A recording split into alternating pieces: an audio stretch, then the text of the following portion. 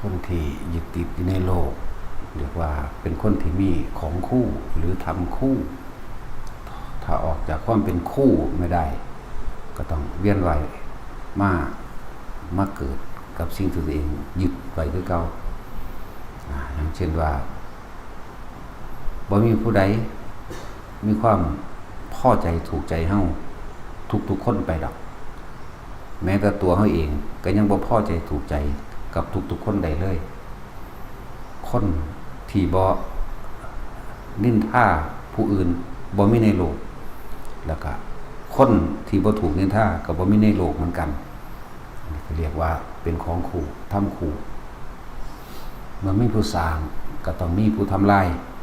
เมื่อมีคนดีก็ต้องมีคนเลวมีขาวมีดำเมื่อมีเกิดก็ต้องมีดับเมื่อมีสุขก็ต้องมีทุกข์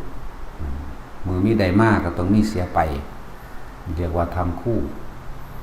สรรเสริญก็เป็นคู่กับนินทาสุขก็คู่กับทุกข์ลาภสุขคู่กับเสื่อมลาภนั่นแหละยศก็คู่กับเสื่อมยศนั่นเองเรียกว่าทำคู่เหตุจังใดเฮาสิออกจากคำว่าคู่หรือเฮาเห็นจังใดเฮาสิอยู่รู้เท่าทันระหว่างทั้งสองอย่างอยู่ตรงกลางมันคือบ่เข้าไปยึดเอาจากอย่าง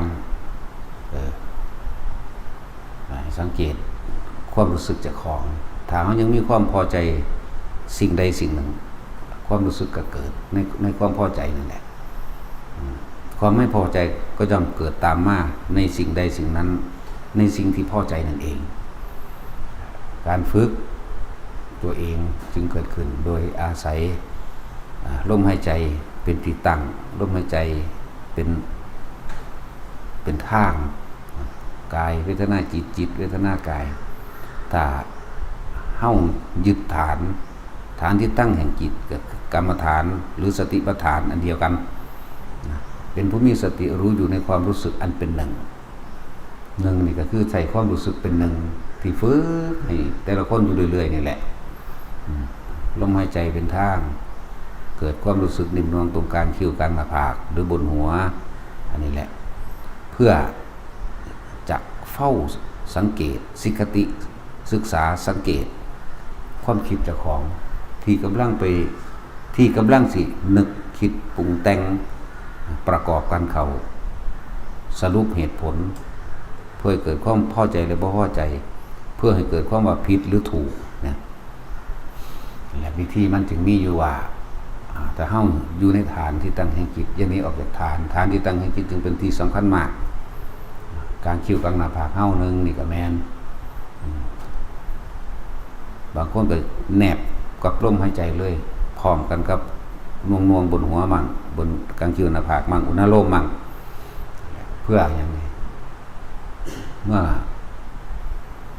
มันมีความตั้งมั่นหรือว่าตั้งมั่นตรงฐานที่ตั้งแห่งจิตตั้งมั่นตรงนี้แล้วเฮาสิเห็นความคิดเฮาเองไปนึกคิดเรื่องพอใจบุคคลนั้นเนี่ยบุคคลนั้นถ้าเฮานึกคิดไปในทางพอใจก็ให้นี่มันกำลังสร้างเหตุนี่เหตุคือความพอใจคืออารมณ์ก็คือภพเนี่ยดึงกลับขึ้นมาเมื่อไม่มีความพอใจแล้วความบ่พอใจกันแนบเนียนกันอยู่ในกับความพอใจความไม่พอใจและความพอใจนี่คือสิ่งเดียวกันที่นำสัตว์ทั้งหลายให้เกิดตัวเขาเอง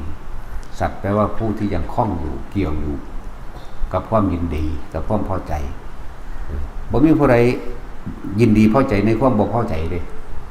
แต่ว่ามันก็เกี่ยวมากกับความถูกใจพอใจนั่นเองนั่นแหละแต่เฮารู้เท่าทันกับมันแล้วเห็นโทษของความเข้าไปพอใจในบุคคลนั้นสัตว์นั้นสิ่งของนั้นเรื่องราวนั้นอากาศนั้นเนี่ยจึงบอกว่าเป็นอย่างคือให้อยู่ในฐานบ่ให้ออกจากฐานที่ตั้งแห่งจิตกายนั่นแหละถ้าจะเอาเรื่องใหญ่มาเลยกายเวทนาจิตเวทนากายอาศัยกายเป็นฐานใหญ่อาศัยเวทนาในเวทนาเป็นจุดเป็นที่ตั้งเป็นสังเกตจิตกายเวทนาจิตเวทนากายจิตก็คือเป็นผู้รู้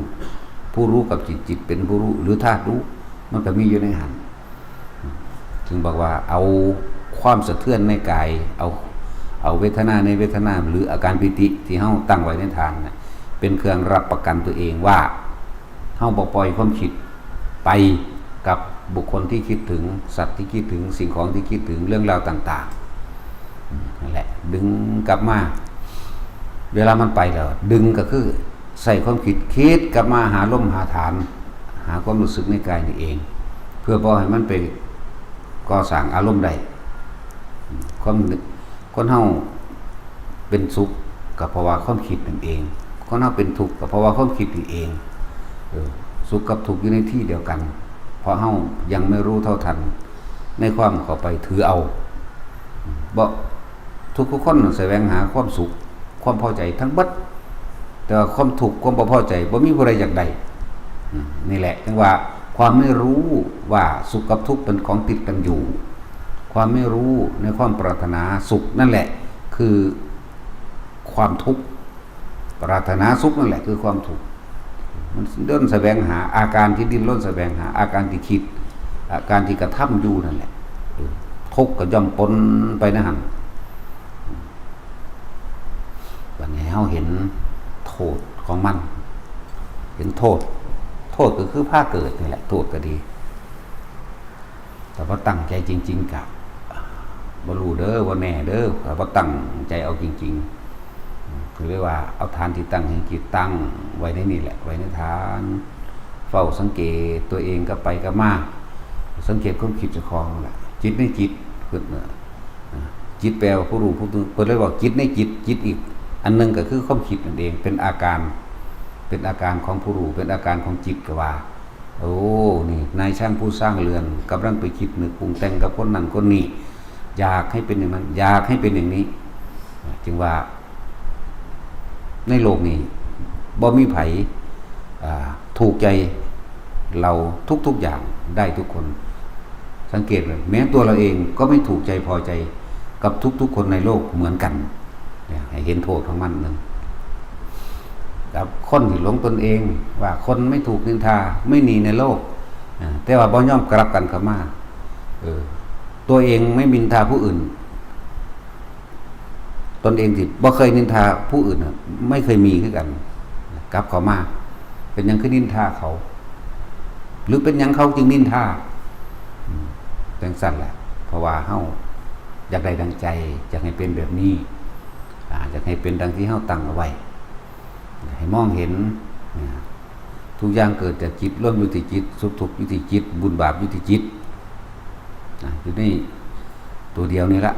แต่ว่าจิตเฮาอาจจะบ่รู้บอกว่าอยู่ในความรู้สึกบุญบาปอยู่ในความรู้สึกพอใจแล้วบ่พอใจก็เอิ้นว่าบุญบาปผิดถูกก็อยู่ในความรู้สึกว่าผิดว่าถูกอยู่ในความรู้สึกอยู่ในความเข้าใจในความรู้สึกของเจ้าของเองผิดถูกขาวดำตัวนี้อยู่ในความคิดที่รู้สึกว่าพอใจเราพอใจนี่เองมีเว้าให้ชัดเจนให้ทุกคนเข้าใจเอาชัดเจนโลดคนเฮา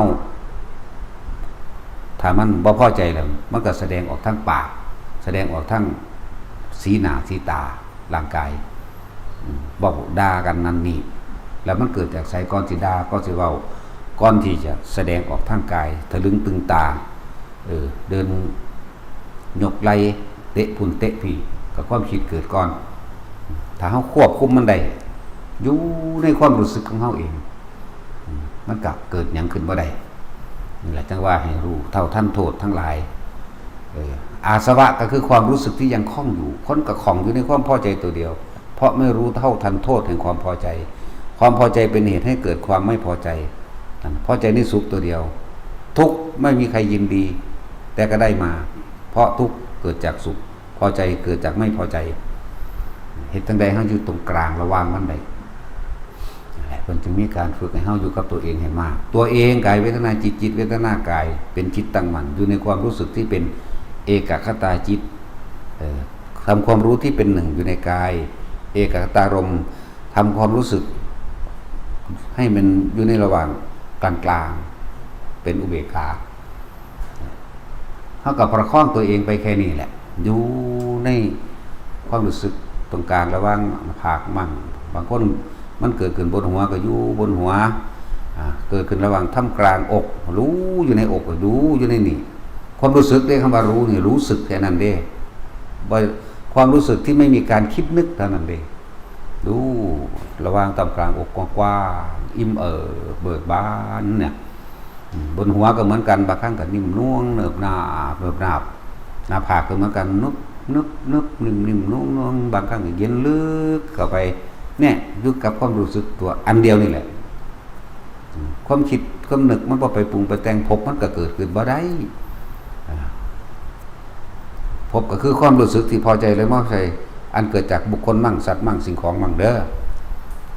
ว่าเน้นย้ำเขาเน้นหลักจิตเลยเน้นมองมันสิขาดออกนายช่างผู้สร้างเรือนก็คือความคิดเท่าเอง ที่มันสั่งสมสัญญาเอาไว้อยู่ในจิตนี่ก็รวมทั้งเวทนาสัญญาสังขารวิญญาณก็รวมอยู่ในจิตนั่นแหละหรือว่าเฮาเหตุกรรมใดก็ไว้กระสร้างแต่เฮายังบ่อาจสามารถปล่อยว่างหรือถอดถอนได้เปลี่ยนรูปเป็นร่างไปตามกรรมที่กระทำไว้ตามภพต่างๆยาวนานนับประสงค์ไขบ่ได้แต่ตอนนี้เฮาได้มองหูแล้วได้มาเห็นเหลือแต่ว่าทำอย่างไรจึงจะอยู่กับตัวเองได้ทำเองมาหูแล้วมาเห็นแล้วมาได้วิธีแล้วขึ้นอยู่กับตัวเองเด้อนั่นแหละจึงบอกว่าเฮาต้องฝึกหัดเฮาเองเฮาต้องพิสูจน์เฮาเองใส่ประสบการณ์ตัวเองใส่ความเพียรตัวเองความอดทนตัวเองปัญญาเกิดขึ้นได้เพราะว่าความเพียรความพยายามของเจ้าของเองความรู้แจ้งจริงๆตามความจริงก็เกิดขึ้นจากความรู้สึกของเจ้าของเองไม่ใช่ในตำราและอาจารย์และตำราเป็นเพียงแค่ผู้บอกทางเท่านั้นนั่นแหละ